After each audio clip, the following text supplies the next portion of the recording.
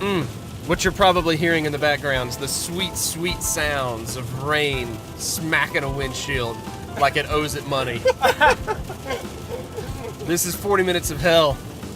I'm Joseph Craven, your close personal friend, joined by Ro Hunter. What's up, Ro? Hey! Okay. Yeah, that's all I got. That's all I got. We got a special guest on the podcast today, our friend Craig. Craig, first question. What's your last name? I should have checked that before. Craig Watson. Watson, Yeah. Thank you. All right, that was embarrassing on my part, but I realized. Do your research. Yeah, Do your wow. research prior. Wow, I was like, hey, yeah, we're glad to have This guy. Welcome, this guy. Hey, you. Whoops. All right, well, this is a very well thought out podcast episode here. We are actually all three in a moving vehicle. The safest way to record a podcast. Absolutely. Talk to anyone. Talk to the guys at Serial. Talk to the guys at My Favorite Murder. Talk to the guys at literally. Every podcast is about somebody dying, right? There's a lot of crime podcasts out there. Yeah. Like a lot. Like more. Yeah. Like that's all my wife listens to is crime podcasts. Which whatever, true crime's cool, but it's a lot. It's a lot of death. Yeah, I'm a little worried now that she is going to murder you. I've had a lot of thoughts. Usually I try and taste my food for poison, but I imagine she's pretty smart since she listens to a lot of crime. So like I got all the tasteless poison. And there's no way that I'm dying. I'm dying. I'm dying. Okay. So she's going to try to poison you in like the medieval oh yeah, dude. Just king trying to poison his enemy style. Yeah, no, like geisha style. Like just show up and like, I love you so much, and then stab you in your back. Okay. Yeah. Anyways, I love her to death. Welcome to 40 Minutes of Hell, the only sports-related true crime podcast. No, that's not true. There's one about Aaron Hernandez that's out right now. Oh, that's right. Oh no, it's really good. I listened to the one episode. Yeah. Thus far. It's really good. But it was a great one episode. Yeah. We know that much. Also, shout out to The Ringer. Just want to plug that too, just because I like that podcast. Okay. Yeah. I'm sure they are very grateful that our podcast that gets a whopping 0 listeners per week is plugging there. They're going to message us and be like, guys, that was a game-changing sponsorship. They're probably going to start paying us. More than likely. Yeah, absolutely. Huge Well, hey, boost. what are we talking about today? What's our topics? I mean, I thought it was pretty clear it was true crime, but if we need to go somewhere else, we can. Well, no, I mean, the real crime here, watch this transition, the real crime is the referees in college basketball, because that's what I want to talk about right now. What a segue. Oh! Oh! Hey! Yes, absolutely. Yeah, I actually said this, I guess maybe it was on The Weekly Pessimist. Yep. The Mississippi State-oriented podcast that I do over on this is 40 Minutes of Hell. What is it? Running out the clock, the sports equivalent to taking a knee. That's it. Yeah. How I think that the third worst officials on the planet are SEC basketball refs. Amen. What are the first two? The first two are, number one is Mississippi private school officials on Amen to that. Yeah. Both of you MPSA. guys played Yeah. in the Yeah, MPSA. we both played in the Mississippi private wow. high school, Well, now got known some as stories the there. Association of Independent Schools, the MAIS. They're still terrible, and I will gladly regale a story that I witnessed earlier this year, if anyone is interested in that, on the podcast. We will talk about it if we need to, but yeah, they're the worst. The second worst are just any NCAA women's basketball officials. Yeah, Because that's true. the NCAA seems to just they have such little respect for women's basketball. They take whatever awful officials or guys that are like the officials that are like one day from retirement type, and they put them in the women's ranks. And then the third are SEC basketball refs. I have a question for both of you. Yeah. And this is going to insult a certain population, but it's such a small percentage of the population that I'm not too concerned about. Who would want to be a ref?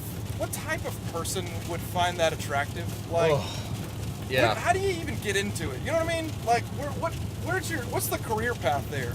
I mean, not that I ever want to know, but what is the type of individual that would want to do that job? I'm going to let Joseph answer. I've been thinking about this for quite a while. I have some strong opinions. I'm going to let Joseph answer first. I'll chime in. I don't even know if I have a good answer. I'm very curious now as to what your strong opinions are here. So the type of person, in my mind, that wakes up one day and says, you know what, I want to be a referee. I want to control the outcome of games. I want to enforce and have just that type of authority over people. In my mind, are people that have very, very shattered egos, and just need to feed it. Narcissistic, in some ways, and in their own personal lives feel so out of control and out of power that is where they feed it from, and so they step onto that court, and then they have literally, all these people who are so above them physically in every single way, but that is the way that they get to show the world, I am in charge. I am in charge. For those 40 minutes, I am in charge, and you can't talk back to me. You know who you're describing right now? Toby from The Office. Yes. Because every time HR is a great HR is a great equivalent to a referee. Yeah, Absolutely. HR in perfect metaphor. in the corporate world is a referee. Every time, if I ever meet, I don't know any refs. I know that I have friends who are refs or have ref like volunteer, but not like seriously. But if I ever meet a real one who like does it for a living, I'm just gonna walk up to them and just pull a Michael Scott and say, "What gives you the right? Yeah. What gives you the right? Why are you doing this? I don't understand, because it feels like it's gotten worse though over time. Like, it didn't feel like it used to be this bad. I know refs have always been like a problem for the sports fanatics such as ourselves, but at the same time, it feels like refs, especially at the NCAA level that we're getting ready to go watch, it feels like they have too much control of the game. They have far too much control. Yeah. And they, they have confirmation bias, which they already make up their mind what calls they're gonna call. Yes. Before they even go down to the other end of the court. That is Yes. displayed over and over again. That happens in football. That happens in basketball. But especially in basketball, when momentum impacts the game. Yes. Over and over and over again. Completely agree. So that needs when they can have that much influence over the outcome of a game, that's really a problem. But to me, it's just like, hey, my dad didn't show me love or attention, so I'm going to grow up and I'm going to get it this way. Or it's obviously you can't generalize. Not every referee is going to be bad, just like not every cop is bad. But there are those that are just like, okay, we know what you're doing. But a vast majority of But an refs overwhelming majority of referees and HR. and HR, Right, and is HR, yeah. just the worst. Yeah. They ruin Without a all doubt. fun. They take away joy of the thing that you love. Without a They're a doubt. thief of joy. Well, let me ask you this then. How much do you think like the NCAA is to blame for all this, considering like how many rule changes, like the rule book for college athletics right now, be it football, be it basketball, you like how I said that? Yeah, either one of those. The rule book is thick. Like the rule book's looking like book 7 of Harry Potter right now. Like it's big. It's that they revise rules every year. What's his name? George R.R. Martin. Wrote Yeah. The NCAA. He's still not done yet. No, either. he's not done with it. Yeah, He's just like still the not done. NCAA isn't done with their stupid rules. Yeah. But like they keep changing things all the time, like especially in basketball. Like basketball rules, they keep changing the rules to try to make the game like, I don't know, move faster or at least higher scoring, like try to catch up with the popularity of the NBA on the college ranks. In football, like everything is reviewed now, that's not really the NCAA's fault, but they did open the door for what should be reviewed. So how much more complicated do you think it is for referees nowadays than it was 20 years ago? You know what I mean? Like, how much of that do you think is the NCAA's fault? Oh man, a lot. I think a lot. I think all the thoughts. But also, I mean, it has to be like you do have to put it square on the NCAA, because as we have talked extensively on our other podcasts, ROTC, about amateurism and what NCAA, what it represents, right. and what they believe that they represent is like they want to protect amateurism and the student athlete, and so unfortunately, especially the NCAA, if you watch an NBA game, like you could turn on one tonight or something, the game, there's a certain feel to the game. Like even this year, especially, there's so many games that are going to overtime, and the scores are just so crazy. The advent of the step back 3-pointer that is now kind of like a layup in NBA basketball. It's insane, the current like 3-point shooting culture that we live in. Yeah, and so unfortunately though for the NCAA, they are so hell-bent on maintaining amateurism that they don't take into consideration how the game has evolved, and so it's like they're trying to play catch-up with all these rules and stuff, where some of them just don't really make that sense. Like the other night I was watching, I guess State play South Carolina, and it goes to overtime. Right there at the end of the regulation, there is a clear foul across the body by, I think the guy's name is Silva.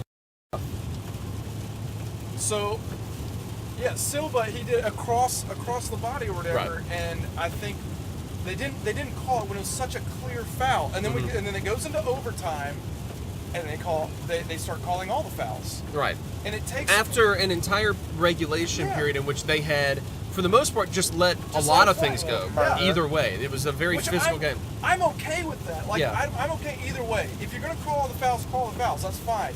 That's also classic SEC officiating. Yes. To be like, oh, just let it go. It's man sport. And then they feel like they have to get in control of the game or whatever it is that they're trying to accomplish. But see, how can the refs are in fact trying to do their job, but also at the same time trying to make it, making the game entertaining, because not that long ago, I can remember going, I don't remember which game it was, but I think the scores, maybe State was playing Auburn or something. It was like 60-43 or something. I mean, that's not an entertaining basketball game compared to you watch a high school basketball game and that's a similar score. But then you go to the next level on EuroLeague, NBA, D-League even. The game is more fluid. It's more free flowing. They're actually allowing them to play basketball. Yeah. And sometimes a little too much in the NBA right now, like with James Harden getting. Just walking wherever he wants to, walking wherever he wants and getting every call, no demand. Yeah.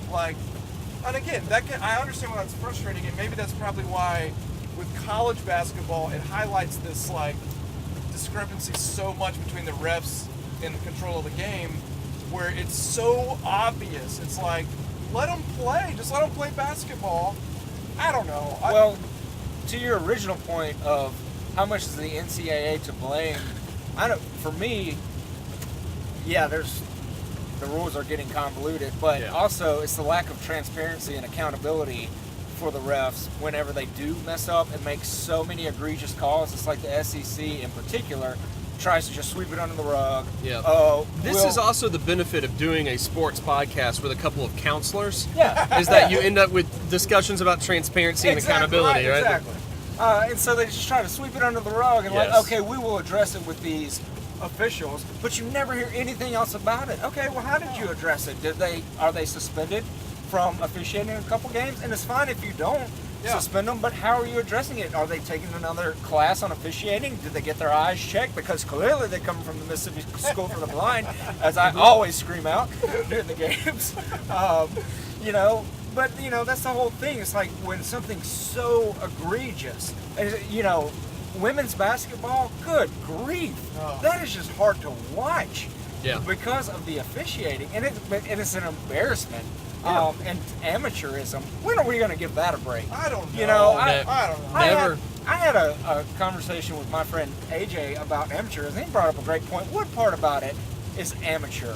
What part about it screams amateurism?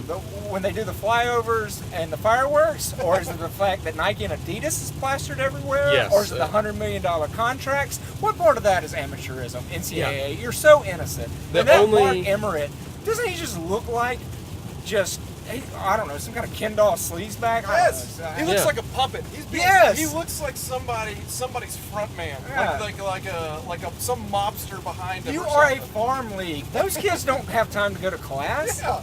Give me a break. Yeah. If any of us who went to college and you had a class with a student athlete and you heard their name called out and you looked around, never, ever, ever in class. Never. Yeah. I'm not going to name names, but I went to an NAIA school, so what else were they going to be doing?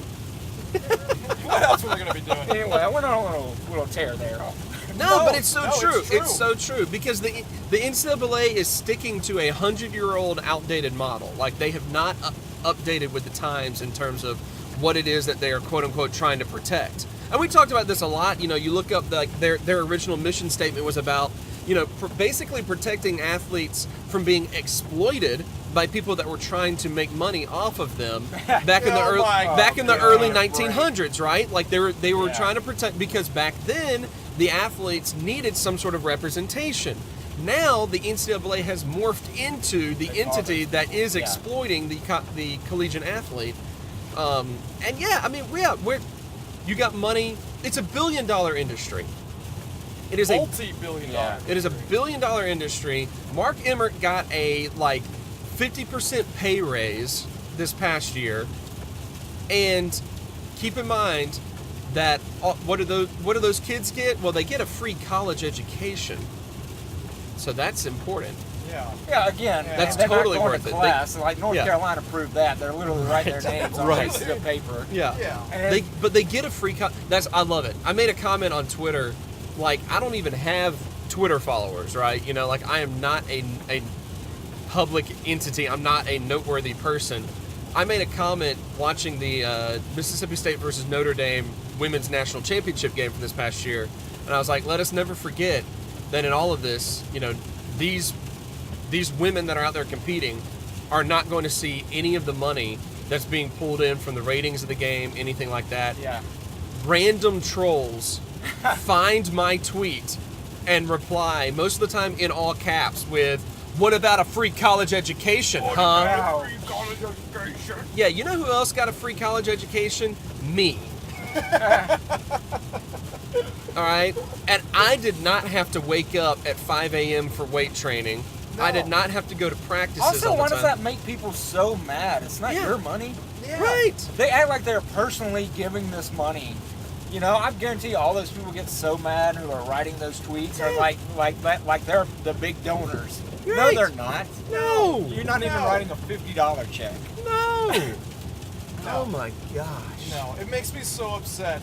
And then, but I think even to the point that both of you are making about amateurism and exploiting, collegiate students or whatever, I think that's what refs represent to me. Like, they are the reason why a game can turn so not fun because of how they dictate the game. And I think nowadays, hashtag 2018 revealed a lot about everything, about Me Too, about all the other stuff, right?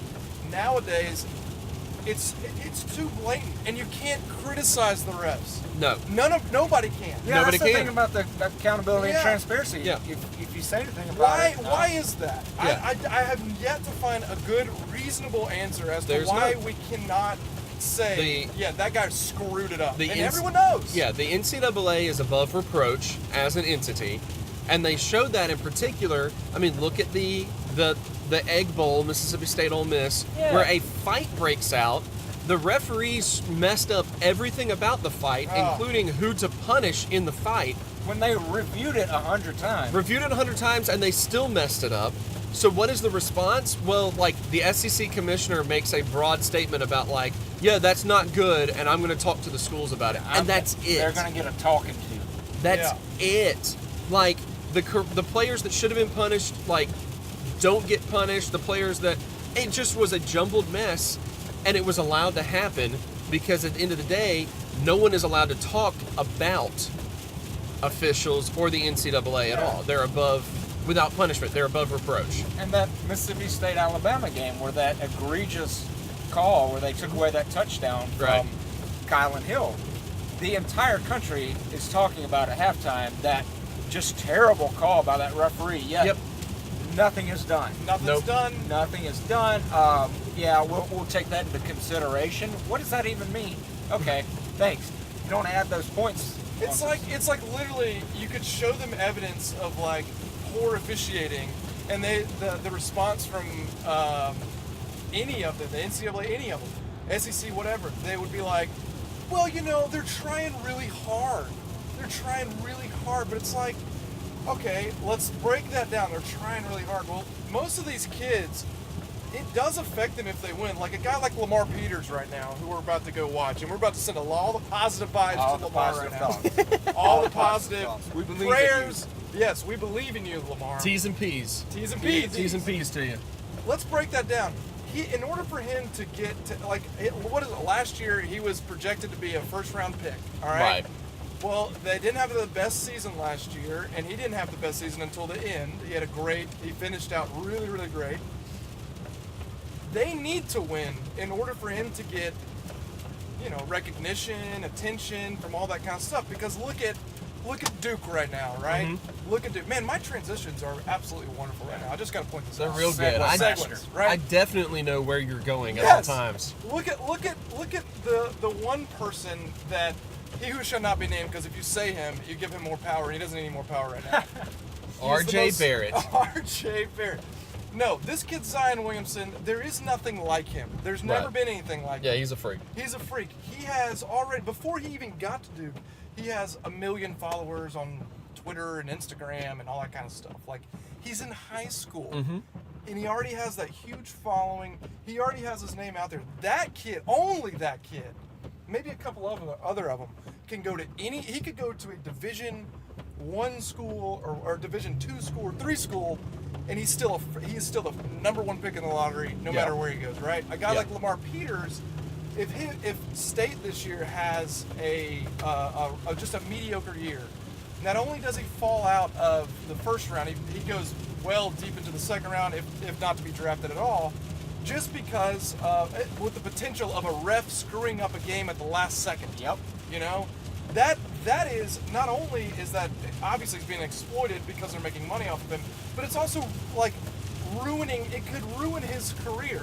It absolutely could. It could cost him a lot of money. Yeah, it's the same mindset where we like in the police where they have the stop and frisk or whatever, that policy, which in some areas that might be appropriate, but not in all areas, because some areas are more dangerous than others. But if you use that generally across the board, you end up ruining people's lives and getting normal, regular run-of-the-mill people. You can get them arrested for very small crimes, and it stays on their record for a long, long time. I am to the point with the NCAA and these dang refs. No justice, no peace. I'm going to start protesting, but I don't know how. I probably just have to stop watching. I'm not willing to do that. So I don't know. But all that to say, what do you guys think about Zion?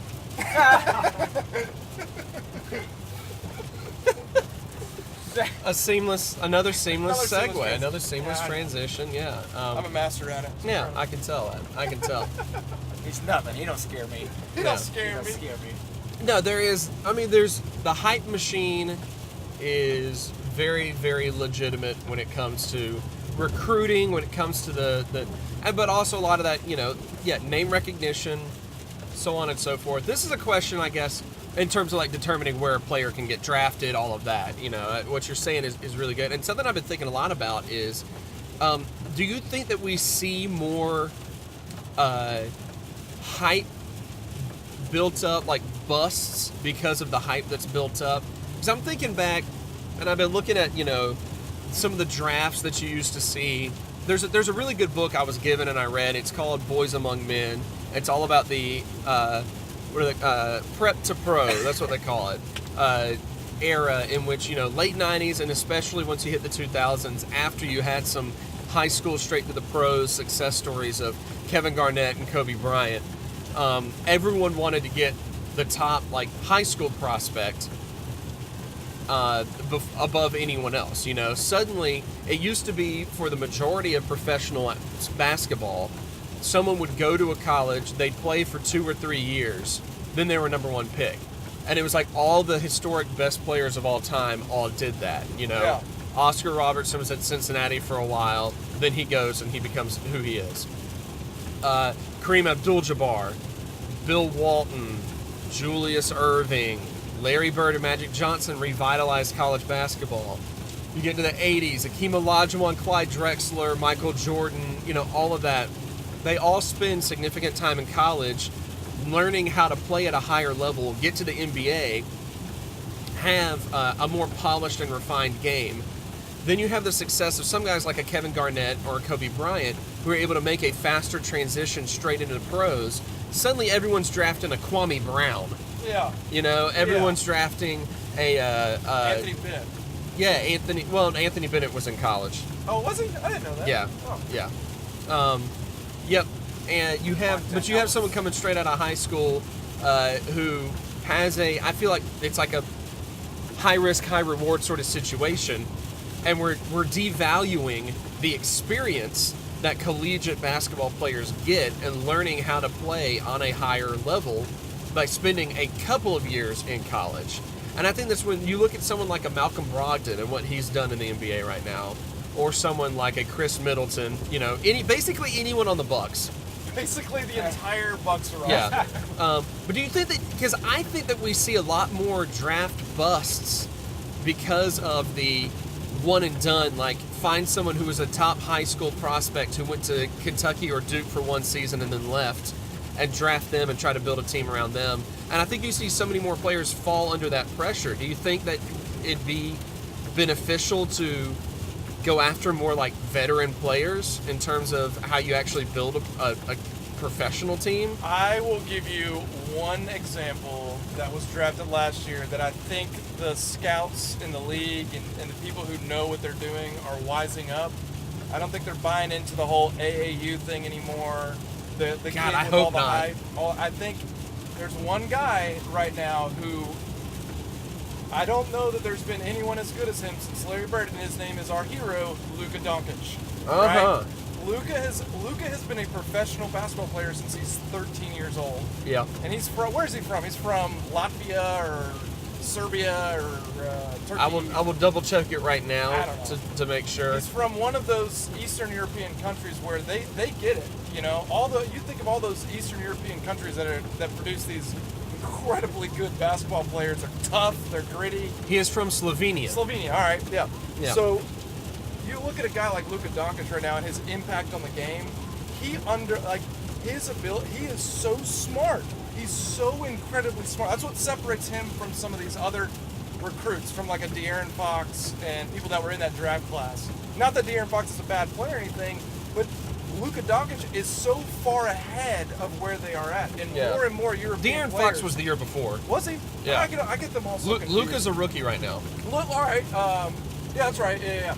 So compare him to who else is not right? Compare it to like Mo Bamba, right? Yeah. Mo Bamba is a highly touted prospect or whatever, but if you've watched him play, he hasn't. There's not enough. He's a project. He's going to be a project for a while. Luka, on the other hand, has been coached in a way that is a pro style, whatever you want to call it. He has so much more support financially and things like that it's over there. It's totally legal and you can do that. Here in America, for whatever reason, we don't like that, and probably because somebody's making money off of that. Right. Someone with power like Nike or Adidas, and they really don't want that to change for whatever reason. But I think I'm going to take the opposite stance. I think there's not going to be as many busts moving forward. Okay. Obviously, you can't predict everyone to be success, but I don't think we'll ever get like what was the worst draft? It's like 2000, 2001. One of those drafts in the early 2000s is like the top 10 were like the worst. All of them were crashed. busts. Yeah, They're all y'all terrible. crashed out. Yeah. I think it's going to go the opposite way moving forward just because of the globalization of basketball. I think we're going to have more Europeans. I think there's still room for the AAU, NCAA stuff with those players, obviously. But as things kind of progress and get more connected and things like that, I think that you're not going to see as many busts because, my goodness, look at the trade pick last year from Atlanta with Trae Young. Yeah. Who's supposed to be the next Steph Curry. Right. Versus Luka and what he's doing right now. Look at where their careers are just in year one. It's no comparison. Luka is. I could just keep talking about this dude. I love him. I wonder if you see some of that bust that you're talking about because of, all these bloggers and sports sites. They have to make money, and so they have to put all these stars by these recruits, and then they go to your Kentuckys and your Dukes, and you're seeing them through rose-colored glasses, and so when they don't perform, they're a bust. But you automatically think that they're so good because they're at those blue blood programs. Yeah. To where your point earlier, if Lamar Peters were at Duke, wouldn't he automatically be elevated consideration to and- be- as the best point guard? Oh man, greatest point Ever. guard out there. Oh You yeah. know? He's So- the meanest crossover in the country. But yeah, but to your other point about the globalization, I honestly, I don't think this collegiate model can last another 20 years max. Sure. Because, you know, there was a time when we all needed to congregate to a certain central location to get an education. We don't need to do that anymore. Mm-hmm. And so there's no point in this. There's not. We can get anything Yeah. online. And what you just said, why wouldn't I pick a player from Europe when they can invest money in them and things like that and really invest in them, get their talents produced? If you're not going to do that over here, or if they're doing it but Yeah. not making as much money, it's just, I don't think it can sustain itself. It's Well, not going to. So I think the NCAA is just playing this game as long as it possibly can. It can't play Oh, it yeah. much longer. Well, Well- I go ahead. Well, and here's the thing. Yeah, I think there's a lot of benefits to the fact that to global basketball following the global like soccer style of like building a team and everything, and the fact that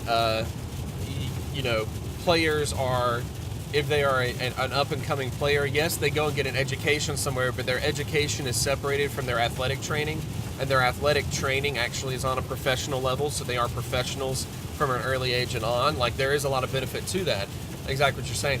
I don't know if that actually always works better, because otherwise, you wouldn't have, for every Luka, you've got several, just go back, 2015 draft, 5th pick overall, Mario Hezonja. God bless you.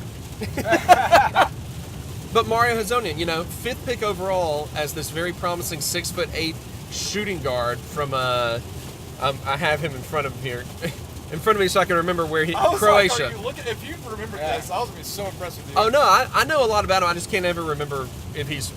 I don't want to get Croatia and like Serbia confused. Yeah, that's because probably then right, yeah. someone from one of those groups is going to send out a hitman against me. That is right. Because they do not like each other. Anyway, but he's taken 5th overall, and he's supposed to be what Luka is right now. And so far, like, he's having a pretty good season. So he's having a resurgence now, about 4 years in. But he was supposed to be a guy that the Orlando Magic could build a team around. And now it's 4 years later, and they let him go, and he's in New York. Ricky Rubio was supposed to be the best point guard in the world. Is he a good point guard? Sure. Is he the best one? No. Like, he's not. I don't even think he's a starter anywhere at this point. Yep. I think he's a bench player. So I don't know which system works better, because I do think you still have the hype machine backfire with some European prospects, and then for every Luka, you get a guy like Giannis who slips down a little bit, is taken 15th, and people are like, "Wow, the Bucks are really reaching to get this guy," And as it turns out, he's amazing. Yeah. Who is that guy again? What is he? Right. They're like, okay, well, I remember that draft. They pick him, and the people on TV, because I think it's like, what, Jay Billis or somebody who doesn't know a thing about what it actually means to be a professional basketball player. And he's like, well, he's got good wingspan, but he's a raw prospect. I just don't know what they're going to get out of him. He doesn't have an outside jumper. Right. That guy says that about everyone. Yeah.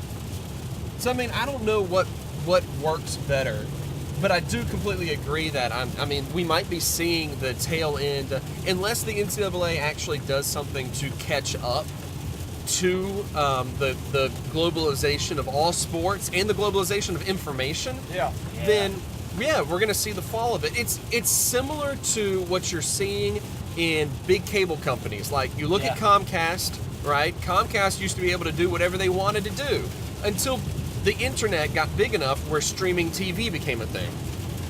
Now YouTube and Hulu and PlayStation of all things, are all competing with the big boys, the cable companies, and the cable companies are having to offer more of what those companies are offering in order to catch up to them. And the NCAA is going to have to do that. They either have to adapt now or they suffer and then try to play catch up later on when more and more top prospects find ways to circumvent the NCAA system. Right. Yeah. Which they probably should. And they should, and that's why, for all the craziness of the Ball family, of the Ballers, all right? Yeah. For all their craziness, I respect that crazy man's decision to like do something different with his kids. Like,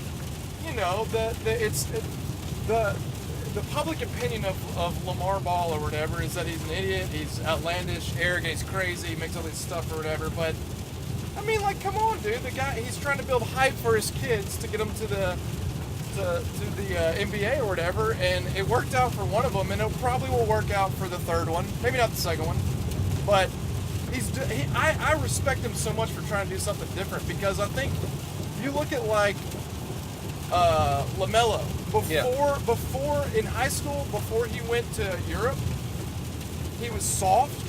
Yep. He was all he ever did was shoot threes or whatever. Yep. He goes to Europe and he doesn't perform that well, and he comes back and now he's playing for a high school basketball team right now. I think they're called Inspire High School, something like that. It's like his own, it's like LeVar created the school for him, I think. And now he's shaved his head. He's a tougher, grittier, better prospect. It's as if he went over there to get beat up, to come back to be like, oh, I have to play like this. I have to play defense. Yeah. And it shows now. If you look at his numbers and how he's performing against top recruits in the nation, I mean, his numbers are still outrageous. And see, I think he had to go somewhere where I think he wasn't being coddled. Yeah. Sure, LeVar is still coddling him because that's what LeVar will do, but I think the fact that he was a spoiled child and he needed a little adversity. Yeah. And he got some of that, and I think he's learning from that. And he's probably also seeing his older brother Lonzo, work hard to become a really good pro and going, oh, okay. Yeah. I see now, yeah. Lonzo's game this year compared to last year with LeBron is totally different. Like, they play so well off of each other. Like, that's a great thing, but I only think he got to learn from that because, he gets to play with LeBron. Get some practice with LeBron. Lonzo, I think there's a great book right now. It's called The Coddling of American Children. And it's by a guy he's a social psychologist named Jonathan Haidt or something like that. All right. There is a bit in our culture right now in America, the elements of like things that we all grew up on prior to 1995 when our childhood or whatever, like resiliency, toughness, pushing through adversity, things like that. There's an entire generation that is coming up, born in the 2000s, that's not a reality for them. That's not their culture. They're the trophy culture, or everybody gets a trophy. Yep. Or it should be about you, not about the other person or the teammate and all that kind of stuff. That affects individuals across every sport, every type of lifestyle, whatever, where it's like, in order for me to be successful, conditions have to be perfect. And that's a bad way of handling life, but also like even a basketball game. Like basketball, you have to feel the flow of the game. It's like poetry in motion, if you will. Mm-hmm. I think when you're talking about bus and trying to look for that, like an Eastern European player, that is a very different life in Eastern Europe than it ever will be here in America. Yeah. Even in the most impoverished places where kids come out of and make it to that next level, from any of the major cities in the United States, in Eastern Europe, I mean, most of those places have been in war for so long. Right. And so they don't have another option. It's like, I have to make this, and they recognize that at age 11 or 12, and then find a sponsor, find somebody with money and put them in a school and things like that. And they get developed a lot quicker than, say, over here in the AAU leagues and things like that. And then also, let's not forget that a lot of those guys, like, are going to be in an Eastern European, background, but then when it's picked up that they are going to be, like, an elite athlete, they're sent off to, Spain to play professionally in Spain or something, they're all of a sudden shipped off to somewhere in, Western Europe where they actually develop, in one of those bigger European leagues, the Basketball La Liga or like the Italian league or something like that. You know, like so they also they move around a little bit more. They're moved out of their homes. Yeah, it's different. It's way different, and so you get that different type of player. And I think that you're going to see far more Europeans in the future than you will that are going to have more success. Yeah. Than guys coming from the what we're all used to with the same story that you hear all the time here in America at least. But who knows? You know, I could be totally wrong. I could be just shooting smoke out my butt, but I don't care. No, I don't know. I think certainly, I think the change is coming, and I think it's inevitable. Yeah. I mean, to your point, It has what to. that looks like, whether it be European, something is going to happen. And the NCAA, I think they're, you know, to Joseph's point earlier, if they don't adapt, I think they're already behind. Well, I think, and two, again, God, my transitions are just, You're just amazing, dude. Every generation has a player or has several different players that set that bar at that next level or whatever. And so for this generation coming up about to be in the league,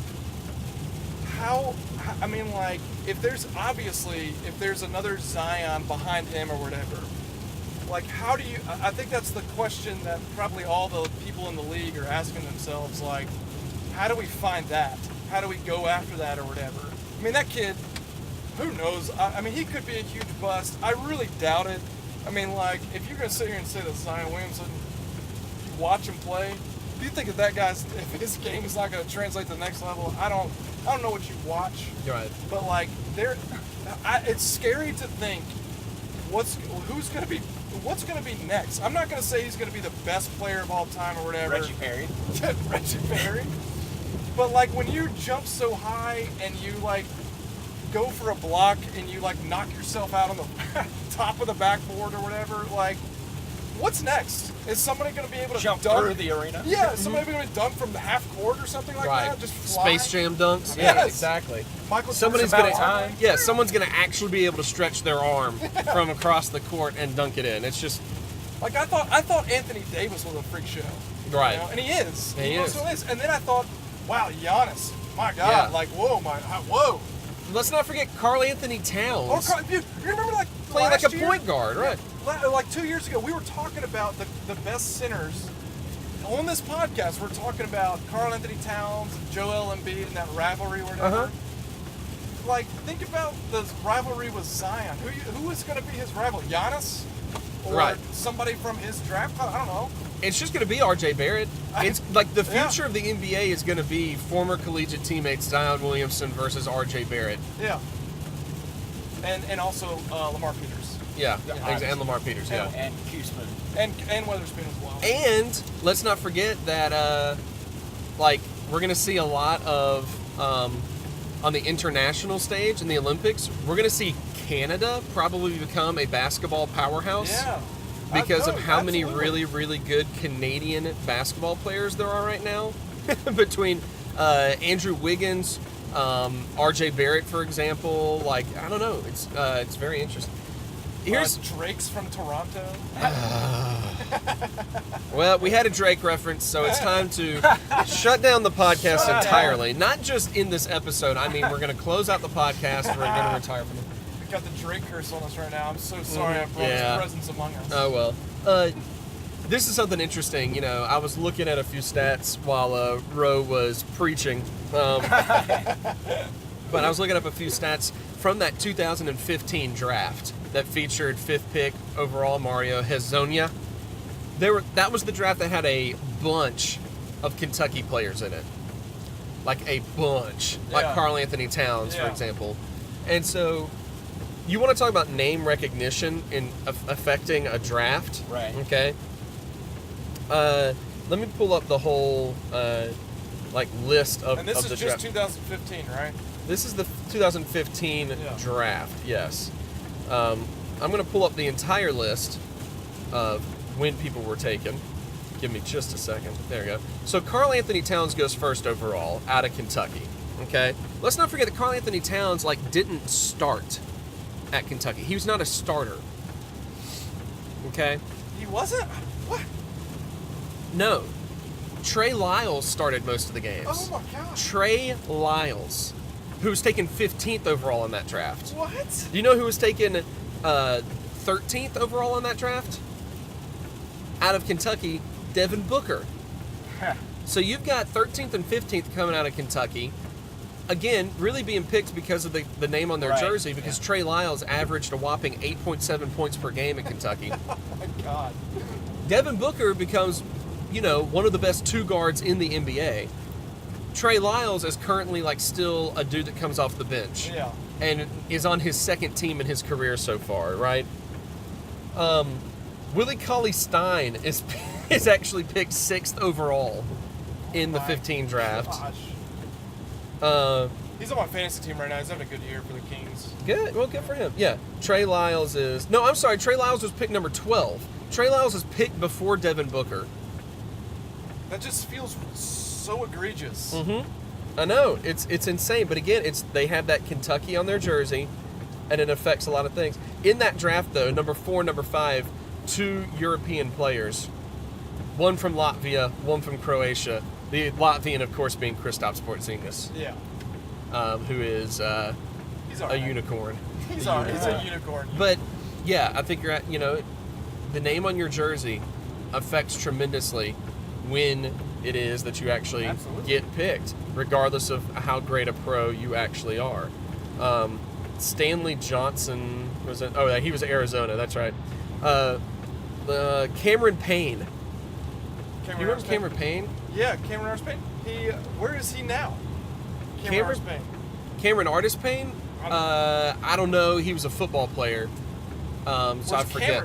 Cameron Payne? Cameron Payne. Cameron Payne was from Murray State. I was actually drafted 14th overall by the Thunder and used to be Russell Wilson's dance partner. I remember that. It's an interesting draft to look back on now that I'm looking at it here. Very interesting draft. But, yeah, I don't know.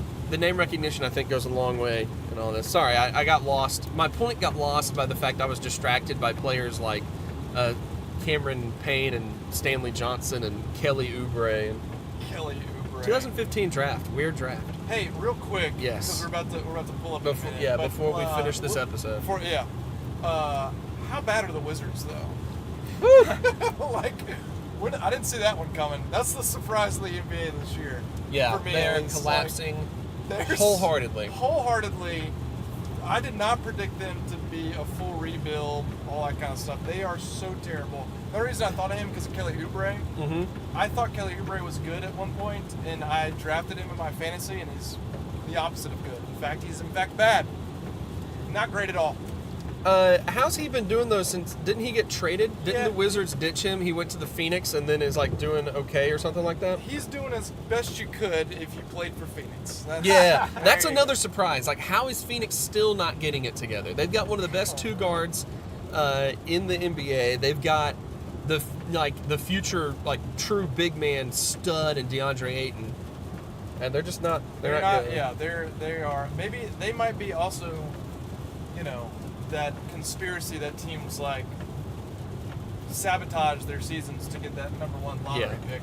If they're smart, the Wizards will go ahead and pull a Boston Celtics rebuild and trade everyone for all the draft picks in the world. In particular, trade Bradley Beal to New Orleans. Please. Where do you think? So the top 4 picks right now, we already know what they are. Zion, it's basically Duke.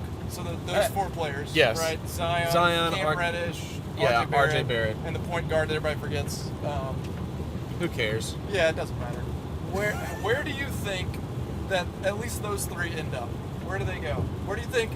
Or rather, let me say this. Where do you think? Who do you think has the top spot? Who do you think gets the number 1 pick? Which team?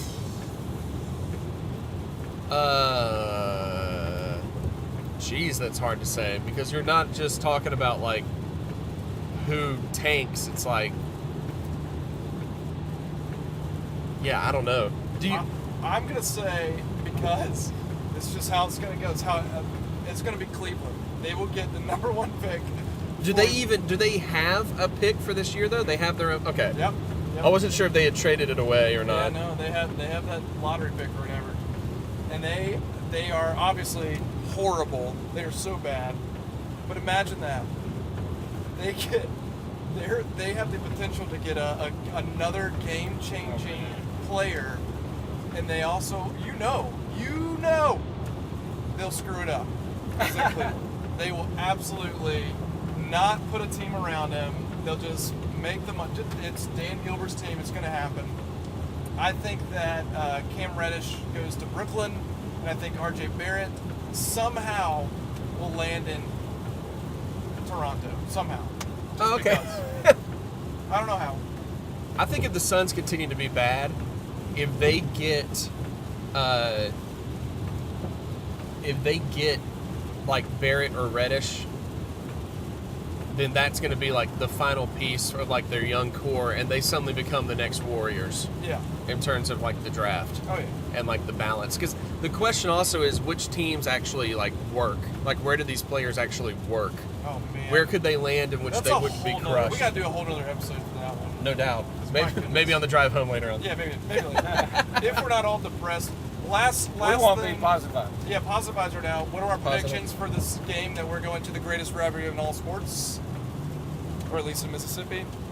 We haven't actually said what it is on the podcast, so we're actually, I don't think. We're driving up. Oh, yeah. No, we haven't. We are going to Mississippi State versus Ole Miss in basketball. The Second SEC game for the Dogs. The egg skit ball bowl. Egg skip ball bowl. That's what it is. Trying to get the egg bowl basketball combined. I don't know. It didn't work. What do you think, Ro? I think that State is going to win by 20 points. Why not? Yeah. Dogs by 20. I feel the Dogs by 18.